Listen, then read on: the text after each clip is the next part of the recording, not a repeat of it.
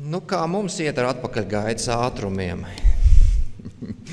Jā, nu ir svarīgs arī tas ātrums, arī kādu laiku jūs esat skatījušies arī uz šo attēlu un noteikti domājuši, kas tas vai tā ir.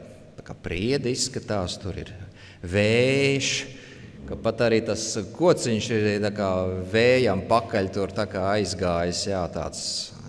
Pie mums arī pie jūras ir tādas priedītes, jā, un kalnos arī, kā jūs redzat, ir, jā, dzīves vēji, dzīves virzieni. Šobrīd mēs esam tādā interesantā laikmetā dzīvojam, kad arī daudz kas nav saprotams, no kuras puses tie vēji un kādi viņi tur ir. Bet nu, par vienu vēju gan ir skaidrs, jā, no Dieva gars, tas ir tas vējš, kur tu nezini, no kurienes pūš un uz kurienes būs, bet viņš ir. Dieva vadība tā nekur nepazūd. Jā, gribētu iesākt ar vienu tādu piemēru, ilustrāciju. No apmēram 20, varbūt drusku vairāk gadus atpakaļ bija olimpiskās spēles Atēnās, un tās spēles tur noslēdzās ar tādu skaistu skrējienu, maratons, kā parasti maratonu skrējieni tie pašās beigās, un tur skrēja tie sportisti, un pašā priekšā izvirzījās Brazīļu sportists Vanderlejs da Lima. Un bija jau skaidri redzams, ka viņš ir visiem priekšā, un finiša taisna viņš sasniegs un dabūs zelta medaļu. Nevienam nebija šaubas, ka tā notiks. Un tik gaidīt jau, pavisam jau tuvu pie finiša jau bija, nebija vairs tālu jau, un atlika vēl praktiski gandrīz vai tikai daži soļi noskriet, bet kā pēkšņi notika kaut kāda pārmaiņa. No skatītāja rindām izskrēja viens cilvēks, viņš pats nemācēja paskaidrot, kāpēc viņš tur ir izskrējis, tur kaut kādi plakāti viņam tur bija. Jā, un viņš pieskrēja pie sportista klāta, nogrūda viņu zemē, jā, un viņš nemācēja pateikt, kāpēc viņš to ir darījis. Bet sportistam tas bija diezgan tāds dramatisks moments. Pirmkārt, viņš kāju sadauzīja, otrkārt vairs nevarēja tā paskriet, jo elpe bija aizsitusies, jā, viņš jau skrēja lēnāk jau, un lai gan viņš līdz finišam tika, bet viņu bija apdzina jau divi sportisti pa to laiku, jo viņš nevarēja vairs tik ātri paskriet kā iepriekš, un viņš dabūja 3. vietu, lai gan gāja uz 1. vietu. Un, protams, skatītāji tur bija sašutuši par šādu notikumu, jā, ka tā ir netaisnīga, ka viņš bija gāja uz zelta un tā, bet beigās viņam tur to reto Pjēra Kubertēna balvu piešķīra, jā, bet kad viņš atbrauca mājās savā Brazīlijā, jā, tur viņš bija kā tautas varonis, varbūt burtiski, jā. Un arī viņš pats teica, ka viņam tā bronzas medaļa ir gluži kā zelta. Kāpēc? Tāpēc, ka tur baidzēja pielikt daudz vairāk piepūles un daudz vairāk spēka, lai liekas it kā, ka tev tur ir paredzēts jau tas maršruts, kā tu iesi vai skriesi, bet izrādās, ka ir kaut kādas pārmaiņas. Un pēc kādiem vairākiem gadiem, jā, šis pats sportists, viņam bija tas pagodinājums arī iededzināt Rio de Janeiro olimpisko spēļu uguni. Jā, garīgā ziņā arī kaut kur var šo dzīves ilustrāciju tā kā analizēt, kā arī mums varbūt acu priekšā var būt kaut kāds zināms redzējums, kāda mūsu dzīve priekšā varētu būt, bet tajā pašā laikā ir visādi satraucoši notikumi, satraucošas ziņas, ka mēs mūsdienās vairs jau reti kurš cilvēks var ar visu drošību pateikt, kā viņš dzīvos un kas būs pēc gada, 2. Jā, tik daudz, kas ir pārmainījies, jā, un ir pat sarunas arī par kariem un karu, arī Baltijā. Dažādas sarunas ir dzirdamas, jā, un ziņas ir viena satraucošākā aiz otras. Mēs tiešām nezinām, kas mūs sagaida priekšā. Bet tajā pašā laikā ir lietas, kuras mēs zinām, kas mūs sagaida priekšā. Jā, tas kopējais apraksts svētajos rakstos, tas tomēr mums norāda, kas vēl gaidāms un kam vēl ir jānotiek. Un varbūt, lai būtu tāds iedrošinošs kāds no svētiem rakstiem, mēs ielūkosimies 37. psalmā. 37. psalms, kuru vienkārši izlasīsim pants pa pantam, jo tur ir ļoti labi tādi ar iedrošinoši vārdi tādā nenoteiktības laikmetā, kādā bija dziesminieks, un arī mēs esam nenoteiktības laikmetā, mēs arī daudz ko nesaprotam, uz kurieni vispār viss virzās, un kāda ir katra no mums vieta šajā visā. Tāpēc lasām vienkārši un mēģinām sekot līdzi. Psalms iesākās ar šādiem vārdiem: nesaniknojies par tiem, kas ir nekrietni, un nekļūsti naida pilns pret ļauna darītājiem, jo tāpat kā zāle tie ātri nokaltīs, un kā lapus zaļums tie novītīs. Var teikt, ka šis pat ir kā apsolījums. Jā, Dievs apsola, ka ļauna darītāji, kas ar viņiem? Viņi būs kā zāle nokalst, novīst. Mēs te Latvijā zinām pat vēl vairāk, kas notiek ar to sakaltušo zāli. Jā, īpaši pavasaros, tā arī ir nelaime. Ir cilvēki, kas ar to aizraujās, viņiem kaut kādu prieku tas sagādā, ka tur kaut kas tā deg.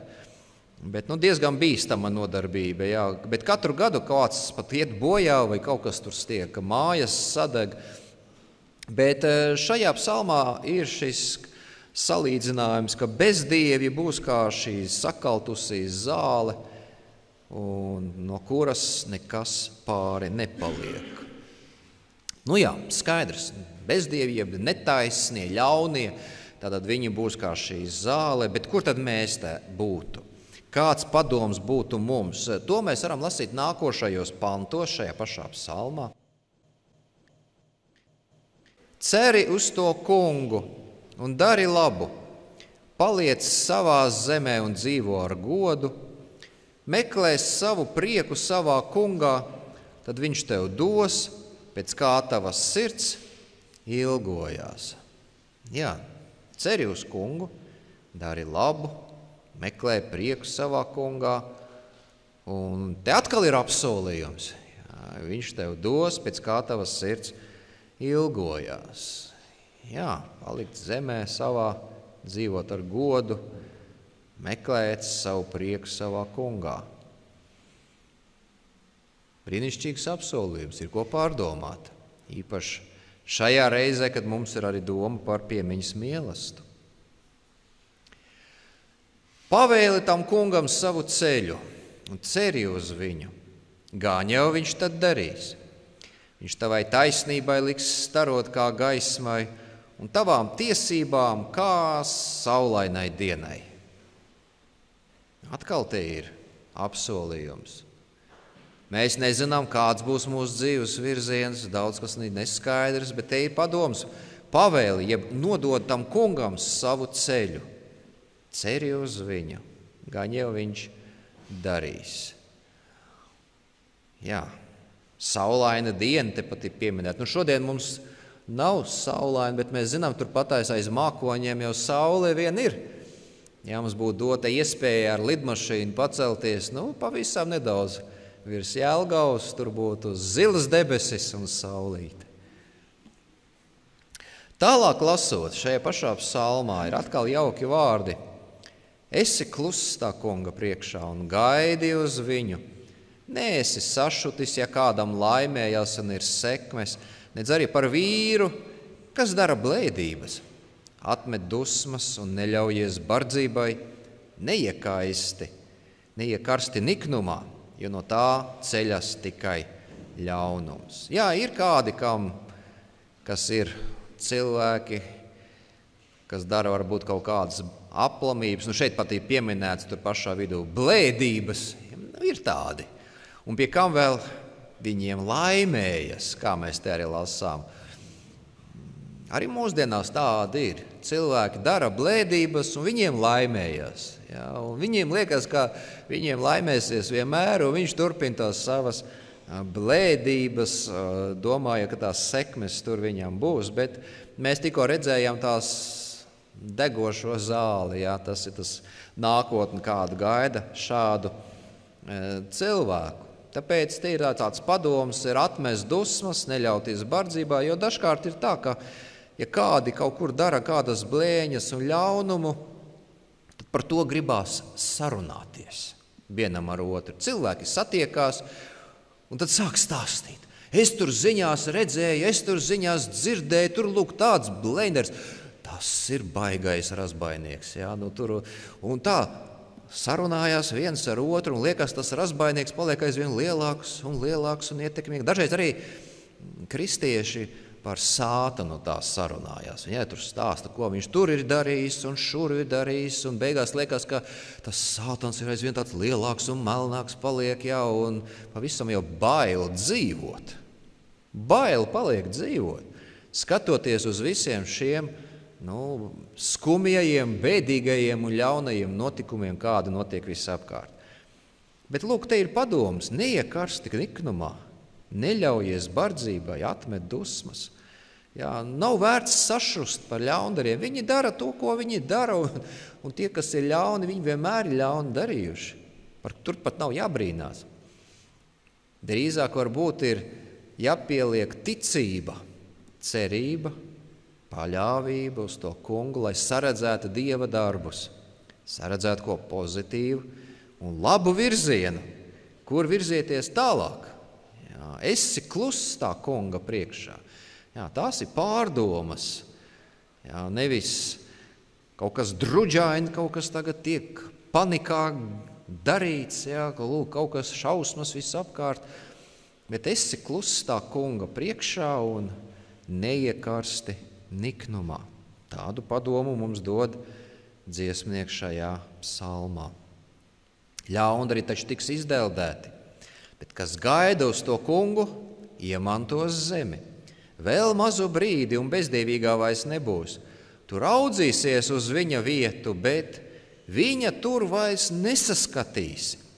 Bet lēmprātīgie iemantos zemi un baudīs mieru papilnām. Jā, starp citu, šis ir interesants pāns, no kura arī Jēzus bija citējis kalna svētrunā.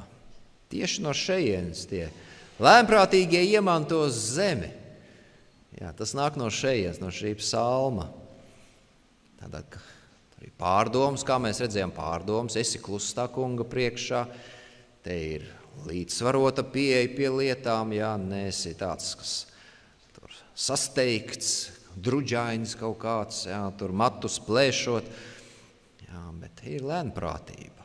Lēnprātīgie iemantos zemi, jeb apsolījumu uz mūžīgo dzīvi. Interesanties, vismaz daļu no jums noteikti ir dzirdējuši par mākslīgo intelektu.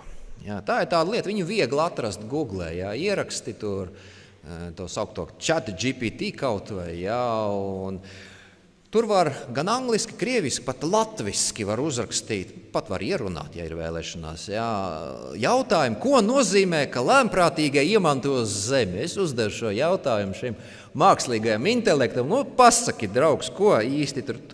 Viņš tur diezgan daudz ko izlika laukā. Nē, pirmkārt, tas nav cilvēks. Tas ir mākslīgais intelekts, robots. Jā.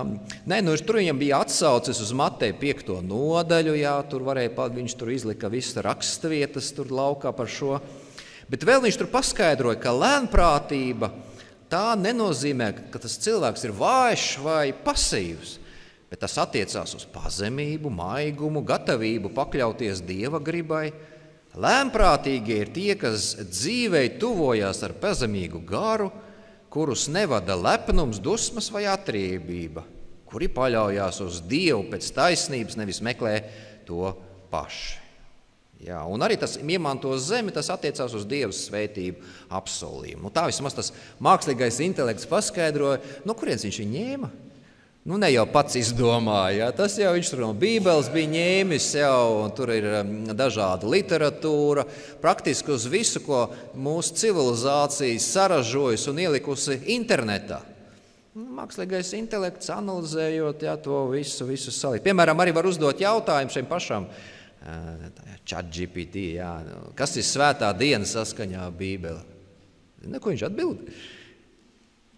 Bībeli viņš šķir vaļā, ja tur ir Bībeles raksturvietas. Jā. Protams, tur arī par svētdienu viņš arī pasaka kaut ko, jā, bet attiecībā uz sabatu, jā, tur ir jēdziens svētā diena ir cieši saistīts ar sabata ideju. Sabats ir Dieva iedibināta atpūtas un pielūgsmes diena, kas pirmo reizi pieminēta radīšanas stāstā 1. Mūzes grāmatā. Mākslīgais intelekts, jā, tāds viņš ir interesants. Jā, vēl es varu uzdevot tur piemēram jautājumu, ko nozīmē, ka ļaundari taps izdeldēti. Jā, viņš arī paskaidro, jā, viņš to zina. Tā tur paskaidrojums bija tāds. Tur viņš arī paskaidro, ka tā ir Dieva tiesa un arī Dieva likumiem arī tur skaidro, bet arī nereliģiskā nozīmē viņš arī paskaidroja, kā nereliģiskā nozīmē tas var nozīmēt, ka cilvēki, kas dara kaitējumu, rīkojās sautīgi vai dzīvo bez morālas integritātes. Jā, tādi cilvēki ir, kas viņiem nav kāds nemorāls, kāds tāds. Galu galā var piedzīvot savas rīcības negatīvās sekas sociāli, personiski vai juridiski. Tā tas arī ir. Jā. Jā, ļaundari taps izdeldēti. Tiešām pat mākslīgais intelekts to apstiprina. Lai gan arī jāsaka tā, ja jums ir vēlēšanās tādu nelielu humoru devu dabūt no mākslīgā intelekta. Jebkurš no jums var ieiet tur Google, sameklēt jau šito pašu, kā tur rakstīts ChatGPT, vai arī vienkārši ierakstīt mākslīgais intelekts. Jā, un var uzrakstīt, kas ir un savu vārdu uzvārdu. Es arī tā uzrakstīju, jā, viņš man pastāsta, kas ir Andris Pešelis. Jā, tur es tik jaunas lietas uzzināju, kas tik tur nav. Ievērojams politiķis, ievērojams tur kaut kāds kultūras dalībnieks, tur varēja pabrīnīties. Tā kā jums tur, ja es saku, ja vēlaties labu humoru devu ar mākslīgo intelektu, ir interesanti drusku arī pakomunicēt, ja viņš tur visādas lietas pastāstīs, ko jūs arī iepriekš varbūt pat nezinājāt. Bet, labi, atpakaļ pie psalma, 37. psalms no 12. līdz 13. pantam. Bezdievīgais gan glūn savā ļaunumā uz taisno un griežas zobus pret viņu, bet tas kungs par viņu smejas, jo viņš redz, ka viņa diena nāks. Jā, bezdievīgais, jeb ļaunais, jā, viņš griež zobus pret taisnēm, viņam nepatīk taisnība un taisnais. Tomēr tas kungs ir tiesnesis, un viņš zina, kad pienāk diena, kad reiz tas ļaundaris krīt. Pat ja arī viņš ir ļoti varens ļaundaris. Vēsturē tādi ir daudz bijuši. Vēstures grāmatās tādi ievērojami ļaundari. Es domāju, ja kādam no jums uzdod šo jautājumu, nosaukt tādus lielus ļaundarus, mēs katrs varētu nosaukt veselu sarakstu ar tādiem. Un kur viņi ir visi šie te ļaundari? Viņu nav. Un kāda viņu slava? Slikta, bēdīga. Jā. Un mūsdienās arī ir lieli ļaundari. Mēs arī viņus varam nosaukt. Jā. Domāju, katrs var nosaukt vairākus no viņiem. Un vērojot no tā, kā tas ir bijis iepriekš, mēs varam ar pilnu pārliecību arī secināt, ka ar mūsdienu ļaundariem notiks tas pats. No 14. panta tur tālāk turpinās. Gan bezdievī paceļ zobenu un uzvelk savu stopu, lai satriektu grūdieņus un nabagus un nomaitātu taisnā ceļa gājējus, bet viņu zobens dursies viņu pašu sirdī, viņu stops salūzīs. Lai gan ļaundariem var arī izdoties tas, ko viņi ir iecerējuši. Viņi tur var uzbrukt, viņi tur var satriekt, viņi var nabago samaitāt. Tas viņiem var izdoties, jā, un vērojot to, kā tas ir bijis iepriekšējos laikos, un arī mūsdienās, viņiem arī daudz kas arī izdodas. Bet tomēr agrāk vai vēlāk notiek tas, kas ir šajos pantos te rakstīts, ka tas viņu pašu zobens dursies viņu pašu sirdī. Tas viņam viss vēl nāks atpakaļ, jo ļaundara darbība reiz mitēsies. Pat arī tad, ja tomēr viņiem tas daudz kas tur ir izdevies, un mēs arī redzam, ka tur, kur ir karš, Tur ļoti daudz ļaundarības ir izdarīts. Mēs nevēlamies to piedzīvot, bet tajā pašā laikā, vērojot, kā tas ir bijis iepriekšējos gadsimtos un gados, mēs zinām, ka ļaundaru gals pašiem ir ļoti bēdīgs. No 16. panta te tālāk ir tāds padoms iedots mums. Labāk būt taisnam ar mazumu, nekā būt bezdievim un dzīvot pilnībā. Jo bezdīvīgo elkonis tiks salauzts, bet tas, kas uztur taisnos, ir tas kungs. Jā, lasot šos vārdus, var pārprast, jo liekas, ka varbūt, ka te ir tā kā nosodīts dzīve pilnībā, un it kā, ka lūk, tā, tikai tas mazumiņš ir tas īstais, ka labāk tad ar mazumiņu dzīvot. Ne, īsti šeit par to nav te domāts, te vairāk ir domāts, ka ja tu esi taisns cilvēks un tev ir tas mazumiņš, tas ir labāk nekā, ja tu esi sagrābies ar ļaunprātību, ar baušļu pārkāpšanu, ar bezdievību, kaut kādas lielas bagātības.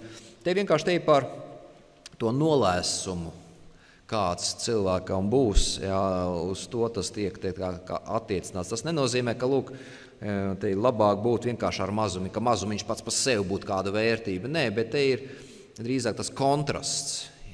Taisnība, netaisnība, bezdievība, dievbība, te ir šis skatīts viens pret otru. No 18. panta te šādi var lasīt. Tas kungs zina sirdsčīsto dienas, un viņa mantojums pastāv mūžīgi. Tie neiekļūs kaunā ļaunā dienā, un bada laikā tie būs paēduši.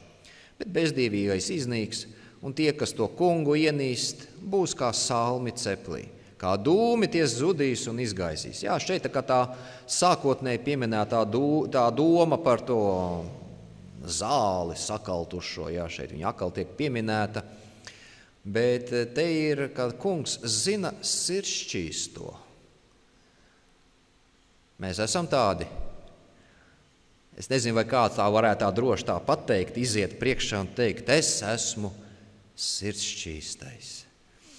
Mums tas varētu likties tāds tā kā, augstprātība kaut kur, vai tāds, tu cilvēku varbūt tā neapzinies savu stāvokli Dievu priekšā. Tā tas ir, ka mēs paši sevi nevaram nosaukt par sirdsčīsto, svēto, ka mēs kaut kādā ziņā kāds no mums būtu tāds izcili dievbijīgs, un visādā ziņā taisns un vēl kā. Bet tas kungs zina. Te ir tas uzsvars. Tas kungs zina šos cilvēkus. Un sirdsčīstību jau ir iespējams iegūt caur grēku nožēlu. Ka mēs vēršamies pie tā kunga Jēzus vārdā, lai viņš mūs šķīsta no visas netaisnības un ir apsolījums. Kaut tajā pašā 1. Jāņa vēstulē, 1. nodaļā, 9. pantā, ka tas kungs šķīsta mūs no visas netaisnības. Un līdz ar to kunga acīs mēs varam šie sirdsšķīstie arī būt. Lai gan paši par to nemaz nelepotos vai arī citiem to nestāstīt. Bet kungs to zina. Un kā vēl vairāk mēs te lasām, ka viņi neiekļūs kaunā ļaunā dienā.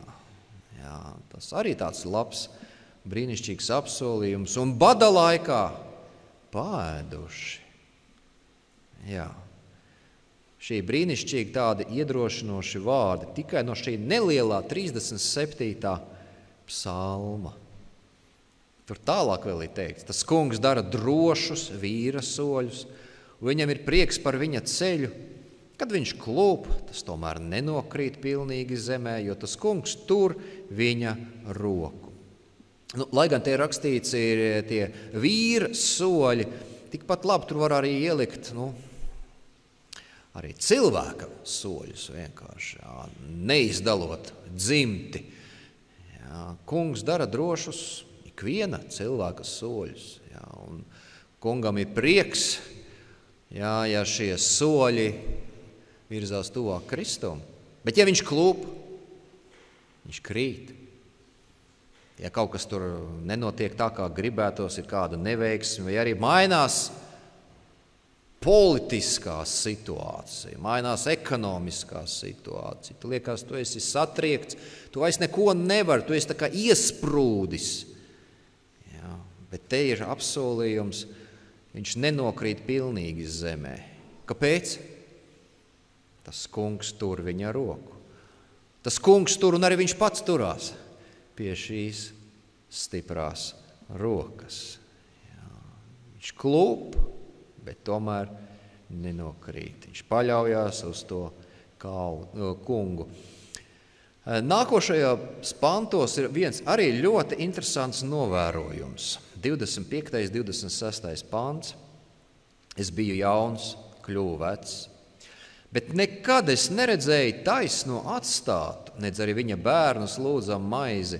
Viņš vienmēr iežēlojas un aizdod, arī no viņa pēcnācēja cilts nāk svētība.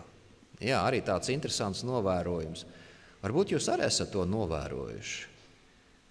Lai gan varbūt kāds var teikt, bet es vēl esmu jauns. Jā, bet tomēr arī jauns cilvēks var vērot, kā ir arī vecāku cilvēku dzīve bijusi, vai arī kā dzīvojuši ir iepriekš. Arī jauns cilvēks var šo pašu lietu samanīt un uzzināt. Bet te ir tāda dzīves patiesība, ka nav taisnais atstāts, un viņa bērni nav ubagojuši pēc maizes, bet tas kungs vienmēr ir iežēlojies un aizdevis. Un pat arī pēcnācējiem nāk svētība. Jā, tā ir tāds svarīgs novērojums, kas tiek tieši fiksēts šajā 37. psalmā. Tālākos pantos ir dots padoms. Turies tālu no ļauna un dari labu, tad tu pastāvēsi mūžīgi, jo tas kungs mīl taisnu tiesu un savus ticīgos neatstāja postā, tos nemitīgi aprūpēdams. Bet kas atkrīt, tiek izdeldēts uz mūžiem un bezdīvīgo dzimums iznīkst. Jā, te mēs redzējām svētību tiem, kas turās pie tā kunga, un šeit attiecīgi tie, kas atkrīt, jā, tur ir iznīkšana paredzēta. 3.4. pantā ir šādi vārdi. Gaidi uz to kungu un nenovērsies no viņa ceļa, tad viņš tevi pacels, ka tu atgūsi savu zemi un ar gandarījumu redzēsi, ka bezdievīgie tiek izdeldēti. Es redzēju, kādu bezdievi darām varas darbus un kuplojam kā Libanona ciedru koku, bet kad es atkal gāju garām, viņa vairs nebija, un es viņu meklēju, es to vairs neatradu. Jā, šis ir 65. gada tulkojums, jā, te viņš ar baltajiem burtiem, bet ir interesants, kā Gliks bija iztulkojis šo pašu rakstu vietu. Viņš bija ņēmis no Lutera. Luterām arī tur parādās šī nianse. Izlasīsim. Gliks bija tulkojis tā. Es esmu redzējis vienu bezdievīgu, tas darīja varas darbu un izplatījās un zaļoja kā lozberu koks. Lozberu koks, jā. Jaunajā tulkojumā nav šis lozberu koks, arī 65. gadā viņš nav. Jā, jaunajā tulkojumā ir es redzēju ļaundaru gūstam pārsvaru uz zeļam un sakņojam pašas zemē. Kas tas lozberu koks? Arī interesanta lieta. Pameklējot pa Google, te parādās šāds te attēls kādā grāmatā. Tur viņš ir starp šiem attēliem. Tur viens no viņiem ir tas lozberu koks. Jā, šķiet tas, kas ir kā no jums, tas iznāk tā kā pa labi un drusku uz grāmatas vidus. Vienmēr sakot, lauru koks tas ir skaitās. Jā, lauru koks. Tā vismaz bija Luters iztulkojis, lai gan citos tulkojumos, skatoties šos senebreju vārdus, skatās tā kā ciedrs, ciedra priede. Jebkurā gadījumā kaut kas tāds zaļš, zaļoksns. Bet arī tad šis bezdievs, lai arī cik viņš ir liels un skaists, no viņa nekas nepaliek. Ir kāda leģenda par kādu ceļinieku, kurš bija arī ceļojis dažādās vietās un reiz bija nonācis Tuksnesī. Tuksnesī tur senākos laikos ir bijusi kaut kāda ļoti varena valsts un vareni ķēniņi tur ir dzīvojuši. Lūk, viņš tagad tur ceļoja pa to Tuksnesi un redz tur drupas. Kādreiz tur mājas bija, pilis, cietokšņi, bet tagad drupas, tikai akmeņi. Un tad viņš redz, tur ir tāds tā kā pieminekļa paaugstinājums, piedestāls paaugstinājums. Viņš tur pieiet klāt, un viņš tur redz, tur ir uz tā piedestāla 2 kājas no akmens. Un apakšā ir uzraksts, šis ir ķēniņš Ozimandijs un drebi manā priekšā. Skatās, jā, tur tikai 2 pēdas no tā varenā ķēniņa palikuši, jā, bet tas ķēniņš laikam savās dienās ir bijis tik varens, ka viņš pat arī, tad, kad tas piemineklis tur bija, tā statuja, jā, tad viņš bija tik visus noterorizējis, jā, kā arī pat pēc nāves viņš gribēja, lai visi dreb viņa priekšā, bet pagāja 1000 gadus, palika tikai tās 2 kājas, jā, un ir apkārt tuksnesis, un tagad šis aicinājums drebi manā priekšā.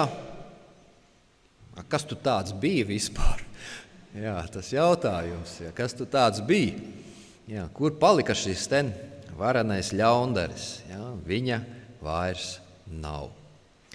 Bet savukārt taisnām cilvēkam tiek dots šis padoms, glabā skaidru sirdi, dzenies pēc taisnības, jo miera cilvēkam beidzot labi klāsies.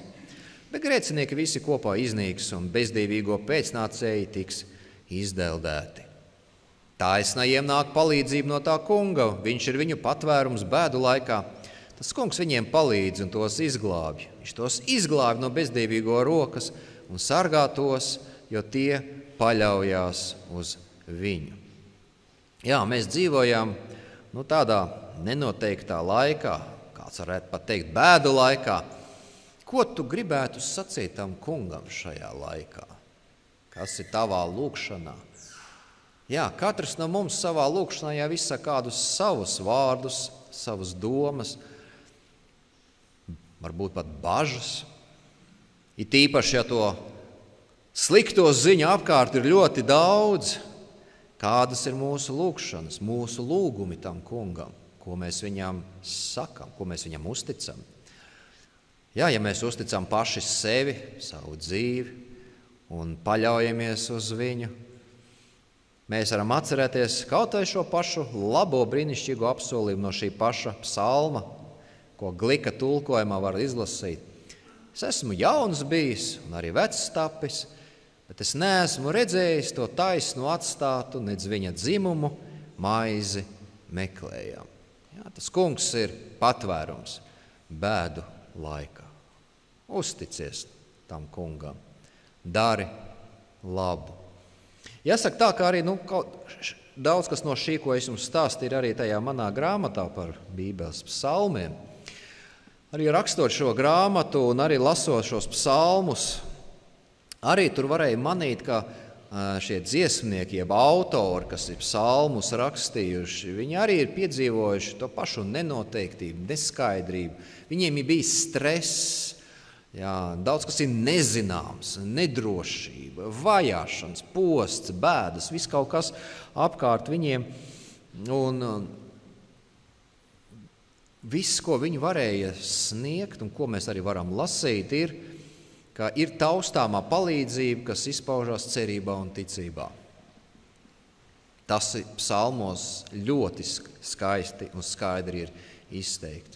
Jā, mēs esam kaut kādā zināmā mērā kā skrējienā arī šajā savā dzīvē, savā darbā, pienākumos.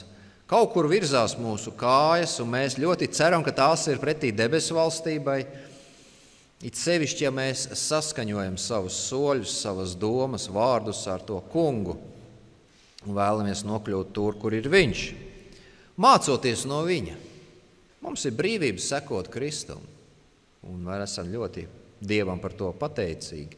Mēs esam aicināti mācīties no viņa, kā arī šajā attēlā mēs redzam, tur ir kājmazgāšana attēlota. Kristus bija no sirds pazemīgs, lēnprātīgs. Lēnprātīgajiem ir apsolīta zeme.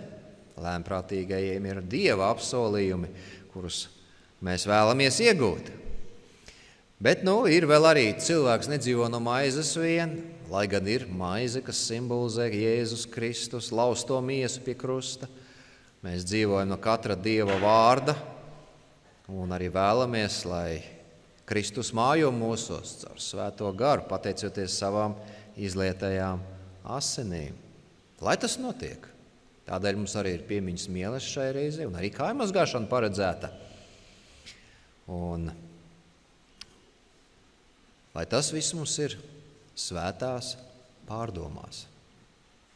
Gan par šī psalma, gan arī klusās pārdomās lūkšanās. Lai Dievs mūs svētī arī turpmāk. Āmen.